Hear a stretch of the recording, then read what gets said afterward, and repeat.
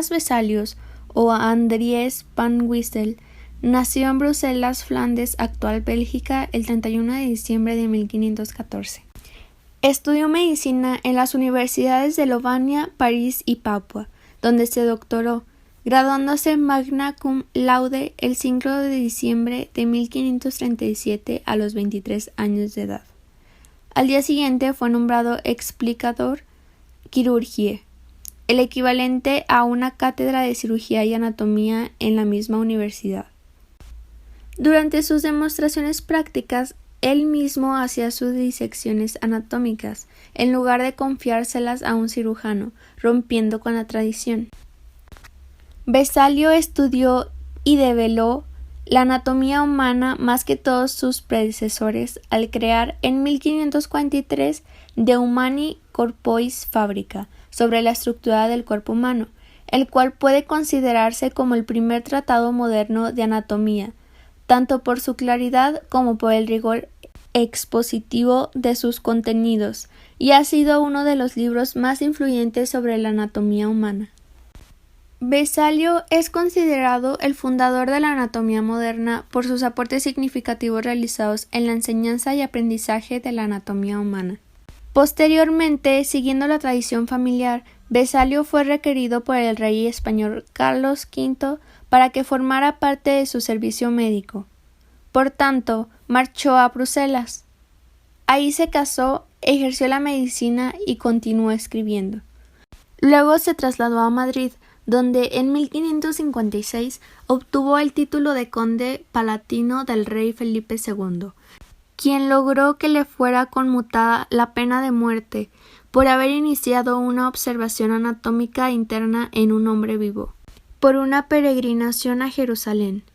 Pero durante el viaje de regreso su barco naufragó cerca de la isla griega de Zante, a donde le arrastraron las aguas y en la que murió el 15 de octubre de 1564. En 1543, en el año de la gran obra de Copérnico, Vesalio publicó en Brasilia su obra en 7 volúmenes De Humani Corporis Fabrica, sobre la estructura del cuerpo humano, una innovadora obra de anatomía humana que dedicó a Carlos V. Aunque la autoría de las ilustraciones no está clara, se considera que es obra de varios autores, varios procedentes del taller de Tiziano, como Jan Stephen van Calcar, y otros como Domenico Campagnola, o incluso el propio Vesalio.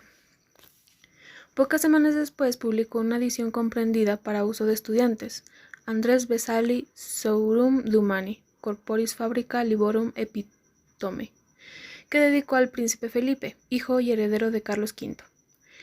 La obra destaca la importancia de la disección y de lo que en adelante se llamó la visión anatómica del cuerpo humano. El término que utilizó para titular su libro, Fábrica, posee connotaciones arquitectónicas. En su descripción, parte de los huesos, ligamentos y músculos que fundamentan la estructura corporal, para pasar a estudiar luego los sistemas conectivos o unitivos, vasos sanguíneos y nervios, y los sistemas que impulsan la vida. De los 7 libros de que consta la obra, el primero trata de los huesos y cartílagos, el segundo de los músculos y ligamentos. En el tercero se describen las venas y arterias, en el cuarto los nervios, en el quinto los aparatos digestivos y reproductor, en el sexto el corazón y los órganos que le auxilian como los pulmones. El séptimo y último está dedicado al sistema nervioso central y a los órganos de los sentidos. Su modelo anatómico contrasta poderosamente con los vigentes en el pasado. Además de realizar la primera descripción válida del esfenoides, demostró que el esternón consta de 3 partes y el sacro de 5, y describió cuidadosamente el vestíbulo en el interior del hueso temporal. Verificó las observaciones de Charles Stien acerca de las válvulas en las venas hepáticas, describió la vena azigos y descubrió en el feto el canal que comunica la vena umbilical y la vena cava inferior, llamada desde entonces ductus venosus. Describió también el omento, epiplón, y sus conexiones con el estómago, el vaso y el colon. Ofreció las primeras nociones correctas sobre la estructura del píloro y observó el pequeño tamaño del apéndice vermiforme en los hombres. Dio las primeras descripciones válidas del mediastino y la pleura, y la explicación más correcta de la anatomía del cerebro realizada hasta la fecha. Este libro lo pudo realizar gracias a la ayuda que le prestó un juez, proporcionándole cadáveres de asesinos. Medicina imperial. En 1540, cuando Vesalius tenía 25 años, empezó su ataque sobre Galeno, primero en Pauda y después en Bologna, poniendo juntos el esqueleto de un humano y un macaco para demostrar a los estudiantes que Galeno estaba equivocado. Después, durante los siguientes 4 años, Vesalius trabajó sobre un nuevo libro de anatomía. En 1542 fue a Basilea a supervisar su impresión, regresando a Pauda a final de 1543.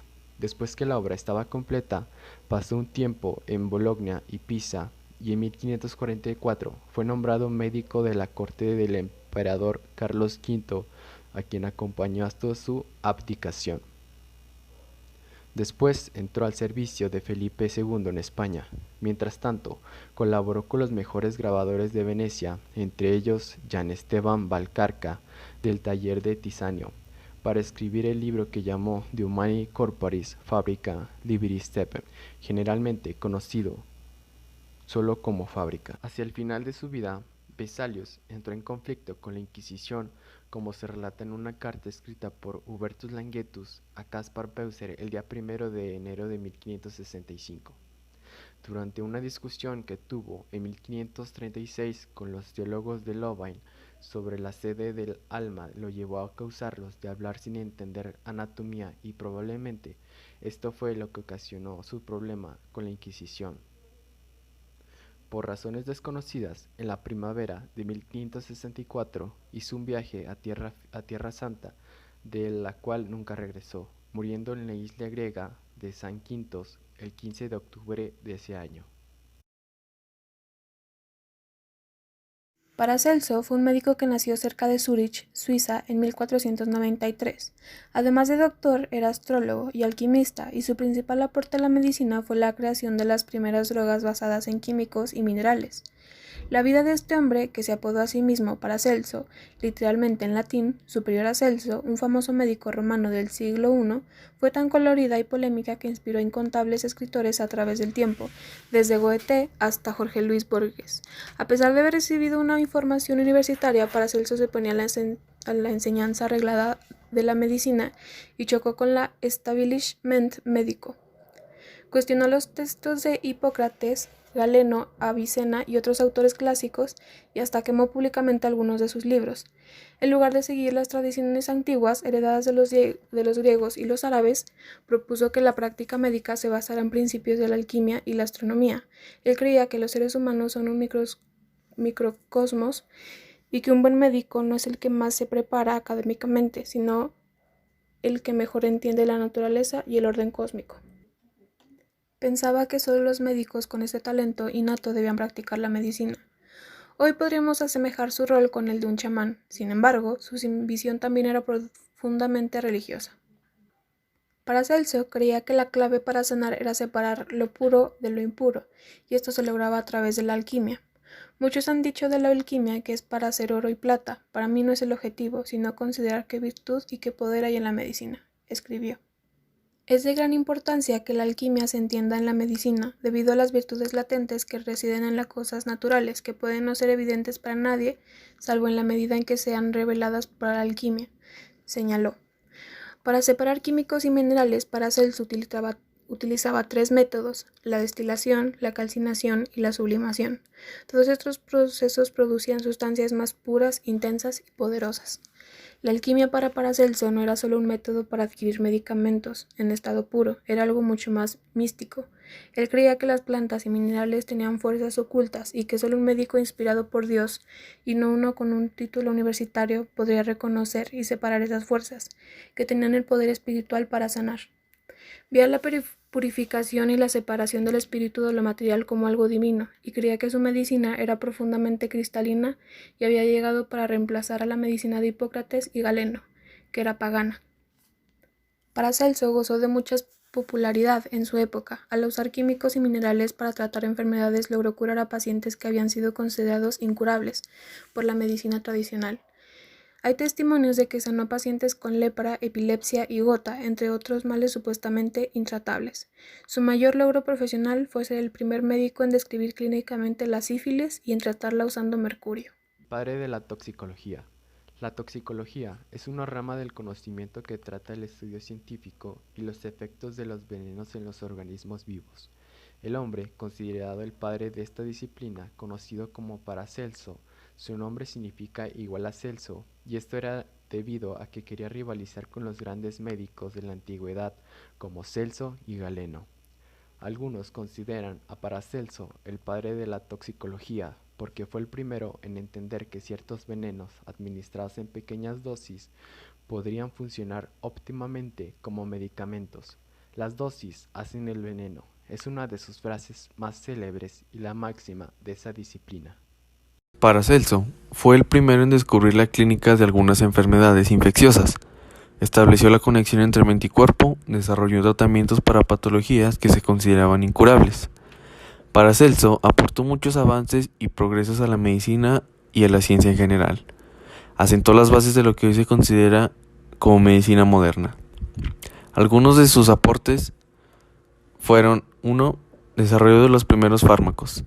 Paracelso, pese a lo controvertido de su figura, indudablemente fue una persona adelantada a su tiempo, e igual que sucede con las personas que marcan un antes y un después, se atrevió a cuestionar las bases de todo, y uno de los grandes aportes fue que afirmó de los remedios a las enfermedades, si bien a veces podían encontrarse en los vegetales.